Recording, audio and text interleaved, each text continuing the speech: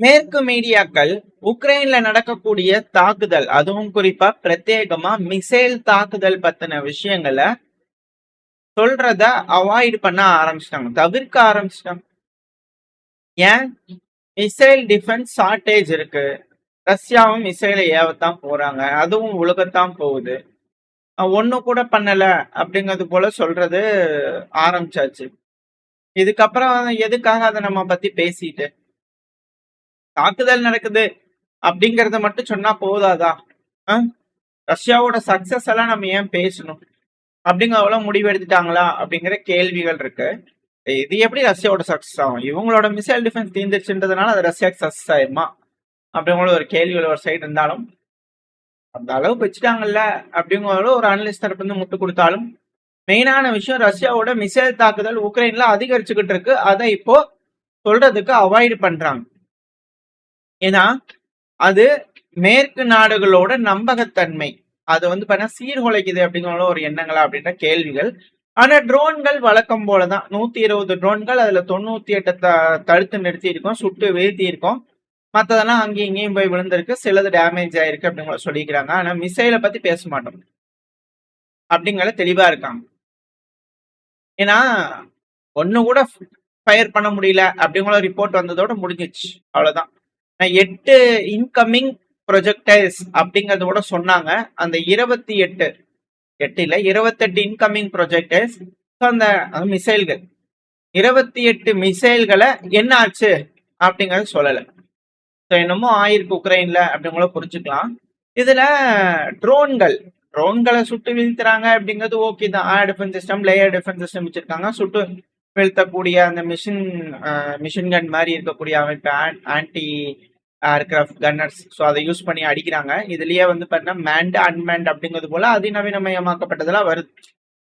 என்னதான் இந்த ட்ரோன்கள் 120 ட்ரோன்கள் இதெல்லாம் வருது, அதெல்லாம் சுட்டு வீழ்த்தினாலும் மல்டிரியர் டிஃபென்ஸ் சிஸ்டம்ல இன்டர்செப்டார் ட்ரோன்கள் அப்படிங்கிறது வந்து பாத்தீங்கன்னா மிக முக்கியமான ஒரு பங்களிப்பு இருக்கு. இந்த இன்டர்செப்டார் ட்ரோன்கள் அப்படிங்கும் போது வந்து பண்ண ஒரு ட்ரோன் வருதுன்னா அதை நோக்கி ஒரு ட்ரோன் அனுப்புறது தான் இன்டர்செப்டார் ட்ரோன். அந்த ட்ரோன் ரஷ்யாவோட ட்ரோனை ட்ராக் பண்ணிட்டே போய் ஒரு பாயிண்ட்ல வந்து பண்ண அதை போய் அடிக்கணும். அது போக ரஷ்யாவோட ட்ரோனை விட வேகமா போகணும். அதுதான் இன்டர்செப்டார் ட்ரோனோட ஸ்பெஷாலிட்டியே. இதுதான் இதுல இருக்கக்கூடிய விஷயம். இதுல இப்ப என்ன பண்றாங்க ரஷ்யா அப்படின்னா, இந்த ஜிரான் ட்ரூ ரக ட்ரோன்கள் தான். அதுலயே பல வகையான மாடிபிகேஷன் பண்றாங்க ரஷ்யா அப்படிங்கறத நம்ம பாக்குறோம். களத்துக்கு ஏற்ப என்ன வேணும் அப்படிங்கறத அவங்க அப்டேட் பண்ணிக்கிட்டே இருக்காங்க. இதுல இன்டர்செப்டார் ட்ரோன்களை அதிகமா வந்து பாத்தீங்கன்னா உக்ரைன் தயாரிக்க ஆரம்பிச்சு ப்ரொடக்ஷன் லைன் போய் இப்ப அதை இம்ப்ளிமெண்ட் பண்ணி சக்சஸ் அப்படிங்கறதோட சொல்லும் போது, இது ஒரு ப்ராடக்ட், இதை பண்ணு பார்ப்போம் அப்படிங்கிற ரஷ்யா கேட்கும் போது எந்த அளவுக்கான பொருள் சேதங்கள், பொருளாதார இழப்புகள், அவங்களோட பாதுகாப்போட நம்பகத்தன்மை, மாரல் வேல்யூ அப்படிங்கிறது போகும் அப்படின்ற கேள்விகள். அப்படி என்னப்பா செஞ்சுட்டாங்க அப்படிங்கிற கேள்விகள் வருது இல்லையா? போர்ட்டபிள் எலக்ட்ரானிக் வார்ஃபேர் சிஸ்டம் ஒரு வீடியோ பதிவு லோட் ஆயிருக்கும். ஜிரான் 2 ட்ரோன்கள் பறந்து வருது. வழக்கம் போல இன்டர்செப்டார் ட்ரோன்களை ஏவி இருக்கிறாங்க. இதுல FPV ட்ரோன்களும் யூஸ் பண்ணுவாங்க போய் அடிக்கிறதுக்காக. அப்படி போகும்போது வந்து பாத்தீங்கன்னா ஒரு கட்டத்துக்கு மேல அந்த வீடியோ வேலை செய்யல, FPV ட்ரோன் செயலிழந்துருச்சு, இன்டர்செப்டார் ட்ரோன் செயலிழந்துருச்சு. ஜிரான் ட்ரோனை ட்ராக் பண்ணிட்டு போய் அதை அடிக்கலாம், வீழ்த்தலாம் ட்ரை பண்ணும் போது செயலிழந்துருச்சு. அப்படின்னா எலக்ட்ரானிக் வார்ஃபேரை வைக்கக்கூடிய ட்ரோன்களை ஏவி விடுறாங்க ரஷ்யா. அதை சோதனை பண்றாங்க. இப்ப அது சக்சஸ் ஆயிருக்கு. உக்ரைன் மத்தியில இது பெரும் பேசு பொருளா இருக்கு.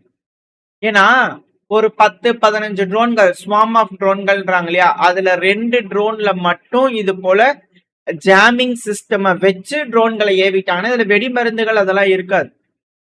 இந்த இன்டர்செப்டார் ட்ரோன்கள் இந்த ட்ரோனை அடிக்கலாம் அப்படின்னு நெருங்கும் போது, இந்த கூட்டமா பதில் இந்த ட்ரோன்களை சுட்டு வீழ்த்தலான்னு நினைக்கும் போது அந்த இன்டர்செப்டார் ட்ரோன்கள் செயலிழந்து கீழே விழுந்துடும். இது எந்த அளவுக்கான அட்வான்டேஜா ரஷ்யாவுக்கு கொடுக்கும்? மிசைல் தாக்குதல்ல தடுக்க முடியல அப்படின்னு வீழ்ச்சியை ஒத்துக்கிட்ட உக்ரைன் இப்ப ட்ரோன் தாக்குதலையும் தடுக்க முடியலன்ற வீழ்ச்சியை ஒத்துக்குவாங்களாம். ரஷ்யாவோட அட்டாக் ட்ரோன்ஸ் எல்லாமே டிஃபென்சிவ் அட்டாக் ட்ரோன்ஸா இருக்கு. அதுங்களே தற்காத்துக்கவும் செஞ்சுக்குது. ரெண்டாவது தாக்குதலையும் பெருசா ஏற்படுத்தியிருக்கு. சோ இது போல விஷயங்கள் இருக்கறனால உக்ரைன்ல இழப்புகள் அப்படிங்கிறது அதிகமா நடக்காது. இந்த ஒரு காரணத்தினாலதான் இதுக்கப்புறம் உக்ரைன்ல எந்த பகுதியுமே சேஃப் இல்ல அப்படிங்கிற ஒரு காரணத்தினாலதான் உக்ரைன் மத்த நாடுகள், அதுவும் குறிப்பா செர்பியால எல்லாம் செப்டம்பருக்குள்ள ட்ரோன்கள் தயாரிக்கக்கூடிய யூனிட், பிளான்ட் இதெல்லாம் போட்டுடலாம் அப்படிங்கிற ஒரு எண்ணங்கள்ல இருக்காங்க இல்லையா. இது போல பல நாடுகள்லயும் வந்து பாத்தீங்கன்னா உக்ரைன் மேனுபேக்சரிங் யூனிட்ட ஆரம்பிச்சிருவாங்களா. ஸோ அங்கிருந்து தயாரிக்கக்கூடிய ட்ரோன்கள், மிசைல்களை உக்ரைனுக்கு கொண்டு வந்து உக்ரைன்ல இருந்து ஏவுவாங்களா அப்படின்ற கேள்விகள். என்னன்னா தயாரிக்கவே முடியாது அப்படிங்கும் போது சேமிக்கவும் முடியாது அப்படிங்கறத இதுல இருக்கக்கூடிய பாயிண்ட். இப்ப சேமிக்கவும் முடியாது அப்படிங்கிற ஒரு நிலைக்கு வந்துருச்சா, இந்த ஒரு காரணத்தினாலதான் உக்ரைன் இப்ப ரஷ்யாக்குள்ள வேர் ஹவுஸ் அடிக்கிறாங்க. ரஷ்யாவோட வேர் ஹவுஸ் அட்டாக் பண்ணும்போது ரஷ்யா ஒரு கட்டத்துக்கு மேல பேச்சுவார்த்தைக்கு வரணும். இங்க பாருப்பா, நான் உன் வேர் ஹவுஸ் அடிக்கல, நீ என் வேர் ஹவுஸ் அடிக்காத அப்படிங்கிறது போல ரஷ்யாவை ஒரு பேச்சுவார்த்தை பேக்ரவுண்ட் டாக்ஸுக்கு கூட்டிட்டு வந்துட்டா மட்டும் போதும், உக்ரைன்ல ஆயுதங்களை வந்து பாத்தீங்கன்னா வேர் ஹவுஸ்ல சேமிச்சு வச்சுக்கலாம் அப்படிங்கிற ஒரு எண்ணத்தினாலதான் உக்ரைன் ரஷ்யாக்குள்ள இருக்கக்கூடிய அந்த வேர் ஹவுஸ் மேல தாக்குதல் பண்றாங்களான்ற கேள்வி. ஏன் இது போல எஸ்கலேஷன் நடக்குது, எஸ்கலேஷன் டாமினன்ஸ் அப்படிங்கறத நம்ம சேனல்ல பாக்குறோம். ஏன் இது நடக்குது அப்படிங்கறத நம்ம இப்ப உங்களுக்கு புரிஞ்சிருக்கும். ரஷ்யா இப்ப வரைக்கும் அந்த டேர்ம்ஸுக்கு ஒத்து வரல. சோ வேர் ஹவுஸ்ல தாக்குதல்ங்கிறது நடந்துகிட்டே இருக்கு. ரஷ்யாவோட வேர் ஹவுசஸ ப்ரொடெக்ட் பண்றதுக்கோ இல்ல அதுக்கான மாற்றோ ரஷ்யா ரெடி பண்ணிட்டாங்கன்னா உக்ரைன்ல ஆயுதங்கள் அப்படிங்கிறது கொண்டு வர முடியாது, வைக்க முடியாது, பதுக்க முடியாது. இது இதுல இருக்கக்கூடிய ஒரு பாயிண்ட். தாக்குதல், ரஷ்யாவோட ட்ரோன்கள் அடுத்த கட்ட வளர்ச்சி, எலக்ட்ரானிக் வார்ஃபேர். இப்போ ரஷ்யாவோட ட்ரோன்கள் போர்ட்டபிள் எலக்ட்ரானிக் வார்ஃபேர் சக்சஸ்ஃபுல்லா ஒர்க் ஆகுது வருது. எஸ்கலேஷன் அப்படிங்கும் போது வந்து பாத்தீங்கன்னா உக்ரைனால அவங்களோட வேர் ஹவுஸ ப்ரொடெக்ட் பண்ண முடியாது, மிசைல்களை பயன்படுத்தி தான் தடுக்கணும் அப்படிங்கிற நீட் இல்லாம ட்ரோன்களே வந்து பாத்தீங்கன்னா ஹெவியா இழப்புகள் ஏற்படுத்துது அப்படிங்கும் போது ரஷ்யாக்கு இங்க ஒரு அப்பர் ஹேண்ட் இருக்குமா அப்படின்ற கேள்விகள். இந்த வேர் ஹவுஸ் வார்ல யார் ஜெயிக்க போறா, இந்த அட்ரிஷனல் வார்ல வேர் ஹவுஸ் வார்ல யார் ஜெயிக்க போறா அப்படிங்கறது பார்க்கலாம். இப்போ சைமல்டேனியஸா ரெண்டு அட்ரிஷனல் வார்ஃபேர் போகுது. ஒன்னு கடல் வழி வணிகம், சி ரூட்டுக்கான வார், ரெண்டாவது வேர் ஹவுஸ்க்கான வார். வேர் ஹவுஸை பத்தி பார்த்தாச்சு. அது என்னப்பா, கடல் வழி வணிகத்துக்கான போர் ரஷ்யா உக்ரைன்ல. இப்ப என்ன இது போல ஒரு போர் நடக்குது அப்படின்னா எல்லாத்துக்கும் தெரிஞ்சதான் உக்ரைன் இதை எஸ்கலேட் பண்ணாங்க. சியா ஃபசோவ்ல இருக்கக்கூடிய கப்பல்கள் அட்டாக் பண்ணாங்க ரஷ்யா. இப்ப வரைக்கும் ஒடசால எல்லா பகுதியிலும் அட்டாக் பண்ணாங்க. திரும்பவும் ஒடசா இந்த பேட்ரால் போட்லாம் இருக்கும் இல்லையா ஒடசா பகுதியில, அது மேல எல்லாம் ரஷ்யா அட்டாக் பண்ணிட்டு இருக்கிறாங்க. இந்த பேட்ரால் போட் எல்லாமே வந்து பாத்தீங்கன்னா எஸ்காட்டா பயன்படுத்தப்பட்டுட்டு இருக்கு.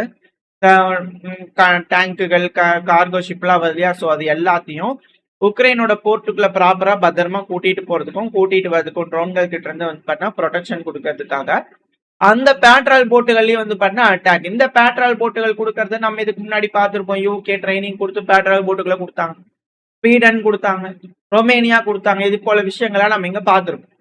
ஸோ இப்ப அந்த போர் வந்து பாத்தீங்கன்னா இப்ப நடந்துகிட்டு இருக்கு.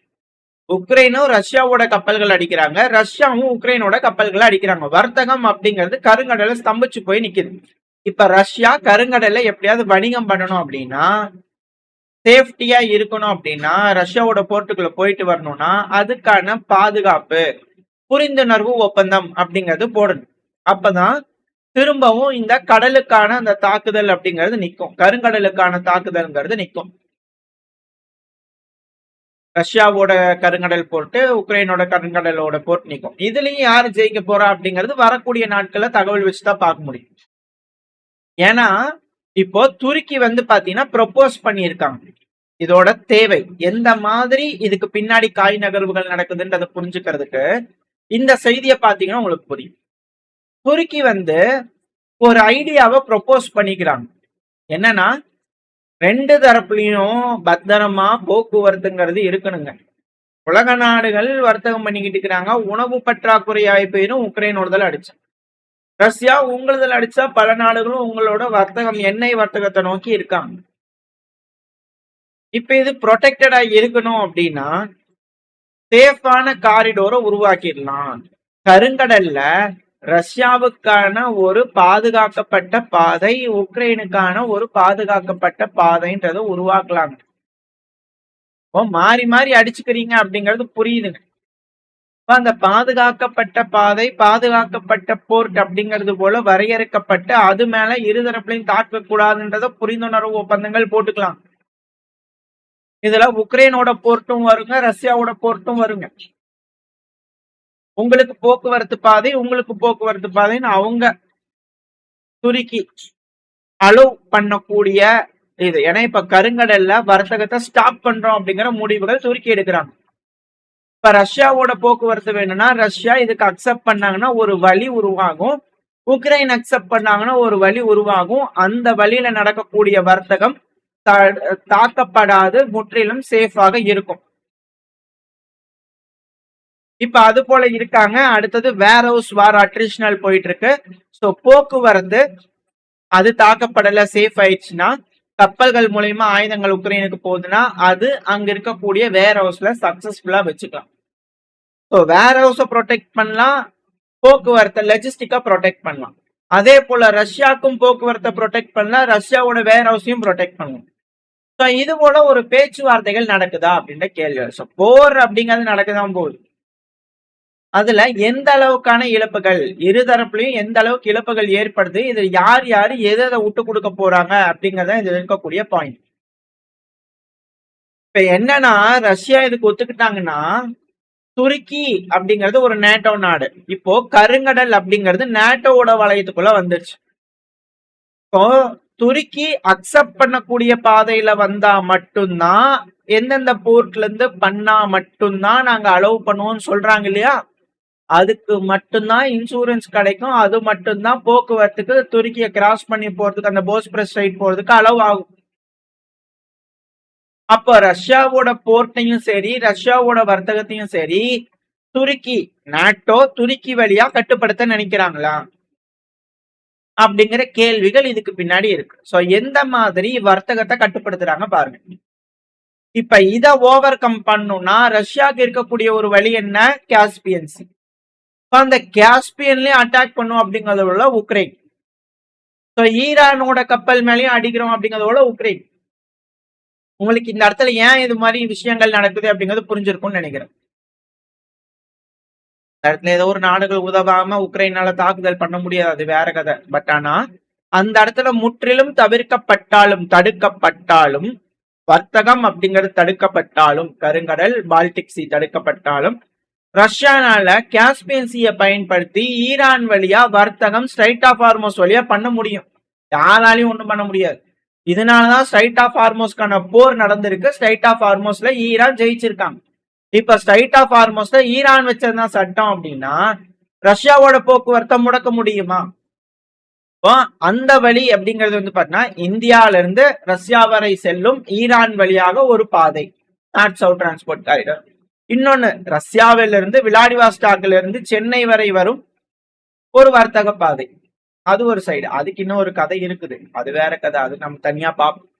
ஏன்னா சைனாவை தாண்டி வரணும், அங்க தைவான் சைனா பிரச்சனை வரும், அவங்க யார் வேணா அடிக்கலாம், பிலிப்பைன்ஸ் இருக்கிறாங்க, மலாக்கா சைடு, சிங்கப்பூர், எல்லா வழியா வந்து பண்ண அண்டை கொடுக்கறதுக்கு வழி இருக்கு. ஸோ பிரிக்ஸ் வர்த்தக பாதையை ப்ரொடெக்ட் பண்றது எப்படி? இப்போ கருங்கடல், ஸ்ட்ரைட் ஆஃப் ஹார்மோஸ், ஏன் இந்த சைட்லாம் சண்டை நடக்குது அப்படிங்கறத நம்ம வாரம் ட்ரேடும்ல சொல்லியிருப்போம். இந்த வர்த்தக பாதைக்காக சண்டை நடக்கணும், இது அது எப்படி வந்து நிக்குது பாருங்களேன். இப்போ உங்களுக்கு எந்த அளவுக்கு நடக்குது, நடக்கக்கூடிய செய்திகளை வச்சு புரிஞ்சுக்கும் போது என்ன நடக்குது அப்படிங்கிற ஒரு பிக்சர் உங்களுக்கு கிடைச்சிருக்கும். நம்ம முன்னாடி சொன்னது எப்படி அப்படிங்கிறத நீங்க ஓரளவுக்கு பார்த்துட்டு வந்துட்டு நீங்க தொடர்ச்சியா பாத்தீங்கன்னா என்ன நடக்குது அப்படிங்கிறத தெரிஞ்சுக்கலாம். இப்போ இதுல இன்னொரு ஒரு விஷயம் என்னன்னா, செங்கடல்ல திருப்பம் ஹவுதிஸ் சவுதி அரேபியாவது அடிக்கிறாங்க, அங்க முடக்குறாங்க. செங்கடலை முடக்குனாங்கன்னா எல்லாரும் என்ன செய்யணும், துருக்கி அந்த இடத்துல முடக்குனாங்கன்னா நான் செங்கடலை முடக்குவேன் அப்படிங்கிறவங்கள முடக்குறாங்க. எல்லாரும் எங்கத்த போய் சுத்திட்டு வரணும், சவுத் ஆப்பிரிக்காவை சுத்திட்டு வரணும். சவுத் ஆப்பிரிக்கா எங்க இருக்காங்க, பிரிக்ஸ்ல இருக்காங்க. சோ இந்த இடத்துல ஆனா ஆப்பிரிக்காவை சுத்திட்டு வருதுங்கிறது லேஸ்ல கிடையாது. எல்லா பக்கத்து அது வர்த்தகம் அப்படிங்கிறது வந்து பண்ண நாள்கள் அதிகமாகும், செலவு அதிகமாகும், 2வது பல நாடுகளை கடந்து வரணும். கடல் கொள்ளையர்கள் திடீர்னு முளைச்சிடலாம். ப்ரொடெக்ஷன் ஃபுல்லா கொடுக்க முடியாது. ஏன்னா சப்ளை லைன் அப்படிங்கிறது ஆப்பிரிக்கா முழுவதும் சுத்திட்டு வரணும்.